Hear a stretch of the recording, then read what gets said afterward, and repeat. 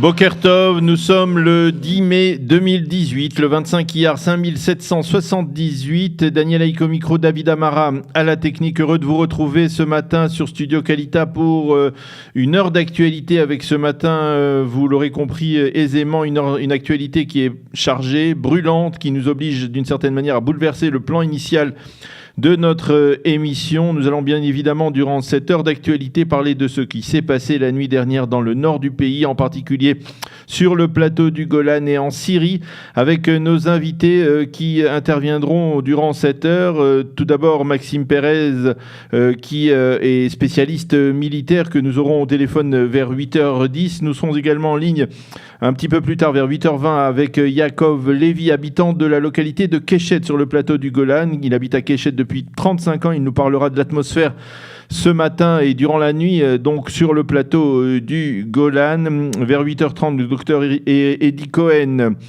orientaliste, spécialiste du Liban et de la Syrie, essaiera de nous expliquer en fait les tenants et les aboutissants de ce qui s'est passé la nuit dernière donc en Syrie. Et puis vers 8h40, nous serons avec le docteur Alex Greenberg, spécialiste lui de la Russie, après la visite de Benyamin Netanyahou à Moscou, qui a probablement d'une certaine manière été lié à ce qui s'est passé la nuit dernière. Et justement, alors nous allons essayer de revenir maintenant d'emblée sur ce qui s'est passé au cours de cette nuit particulièrement animée, donc sur le plateau du Golan et surtout en Syrie. Vers minuit, les forces iraniennes de la brigade Al-Quds, les gardiens de la révolution iranienne, ont tiré une vingtaine de missiles à partir du territoire syrien en direction du territoire israélien, et plus précisément en direction des postes avancés de Tsahal sur le plateau du Golan. Selon le communiqué publié il y a 1h30 à peine par le porte-parole de Tsahal, 4 de ces missiles ont été interceptés par le système d'hommes de fer qui a été déployé sur le nord du pays déjà depuis plusieurs jours. Les autres missiles n'ont causé ni blessés ni dégâts matériels, et même selon Tsahal, ils pourraient même ne pas s'être abattus en territoire israélien et avoir été donc n'avoir pas franchi la frontière entre Israël et la Syrie sur le plateau du Golan. Pour l'instant, l'armée israélienne n'a en effet pas repéré d'impact sur le territoire israélien, sur le plateau du Golan, d'impact de ces tirs, de ces missiles donc tirés par les Iraniens la nuit dernière vers minuit. Il s'agit là, il faut le préciser, de la plus sérieuse attaque iranienne contre le territoire israélien jamais effectuée directement par l'Iran et non par l'un de ses alliés comme le Hezbollah. Il faut souligner également que l'alerte rouge a retenti sur une partie du plateau du Golan. Le président du conseil régional et du Golan, Eli Malka, a parlé de nuit très tendue pour les habitants de son conseil régional du plateau du Golan. Vers 4h du matin seulement, les habitants des localités sur lesquelles l'alerte rouge a été déclenchée ont pu quitter les espaces protégés, mais l'armée a demandé qu'ils restent à proximité de ces espaces protégés. Mais immédiatement après ces tirs, donc vers 1h du matin, l'armée israélienne a elle aussi lancé la plus vaste opération militaire jamais initiée contre des positions iraniennes en Syrie.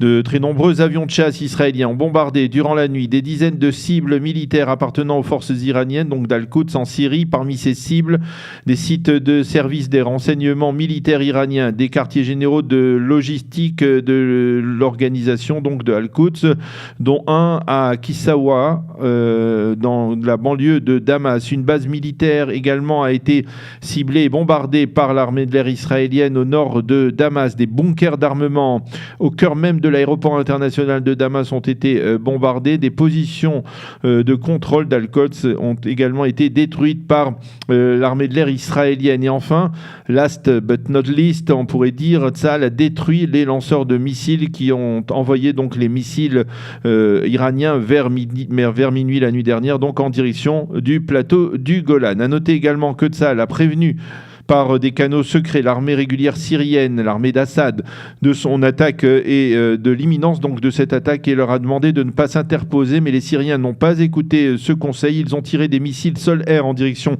des avions de chasse israéliens.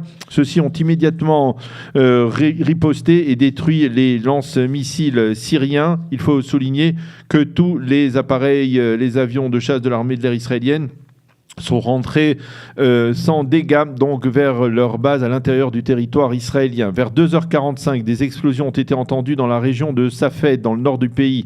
Il s'est ensuite avéré qu'il s'agissait de tirs de Tsahal, probablement en direction de la localité, de tirs d'artillerie de l'armée israélienne en direction probablement de la localité de Quneitra, le long de la frontière entre Israël et la Syrie sur le plateau du Golan. Voilà donc pour ce qui s'est passé la nuit dernière. Il faut rappeler que les services de renseignement israéliens disposaient depuis plusieurs jours d'informations précises sur l'imminence d'une attaque iranienne contre le territoire israélien, ce que l'on a appelé ici en Israël la riposte de vengeance de la part des Iraniens après le bombardement de la base T4 il y a environ un mois, presque un mois jour pour jour. Avant-hier soir, les Israéliens ont tout de suite repéré les préparatifs des forces iraniennes d'Al-Quds de tirer en direction du territoire israélien des missiles, et elles ont donc détruit ces missiles avant même qu'ils ne soient tirés. Mais là, apparemment, Tsahal n'a pas pris les devants avec des tirs préventifs, peut-être parce que d'emblée, l'armée israélienne a estimé que les missiles dirigés et puis tirés par les forces d'Al-Quds iraniennes hier soir ne représentaient pas de danger réel pour la population israélienne. Je vous le rappelle qu'il n'y a pas eu de blessés ni même le moindre dégât sur le plateau du Golan après les tirs iraniens de la nuit dernière. Il faut également rappeler que pas plus tard qu'hier soir, Binyamin Netanyahou a déclaré à l'issue de sa rencontre avec Vladimir Poutine à Moscou: j'ai défendu auprès du président Poutine le droit d'Israël à se défendre face aux agressions iraniennes.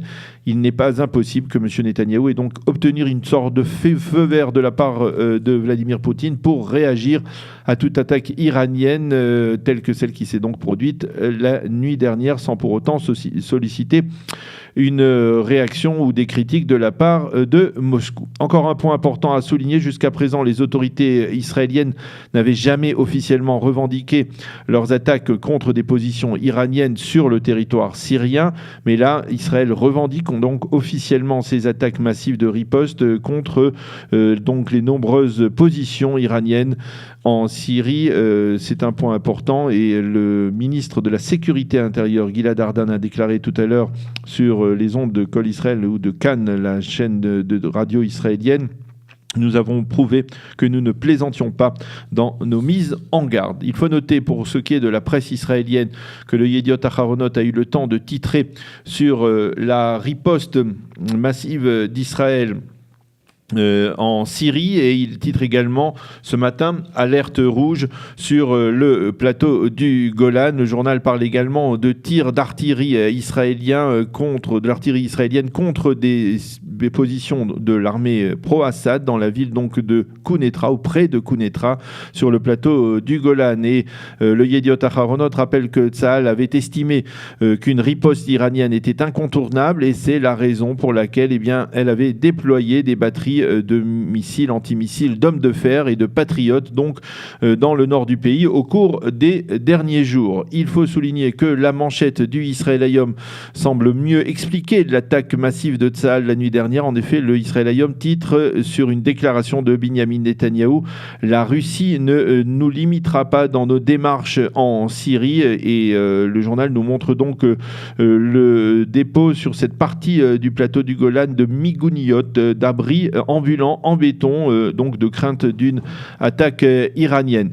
Voilà donc ce que l'on peut dire ce matin, pour l'instant en tout cas, sur ce qui s'est passé la nuit dernière, tant sur le plateau du Golan puis en Syrie après l'attaque iranienne contre des positions israéliennes sur le plateau du Golan, une attaque qui, il faut donc le préciser, a totalement échoué. La riposte israélienne massive contre de multiples positions iraniennes à l'intérieur du territoire syrien, également contre des positions syriennes. Et nous avons donc commencé une sorte de revue de la presse pour parler de ce qui se passe actuellement et de ce qui s'est passé la nuit dernière. La presse israélienne qui a réussi à mentionner en partie les événements de la nuit dernière. Nous terminerons, si l'on peut dire, cette revue de la presse à la fin de cette émission avec les autres titres importants de cette matinée.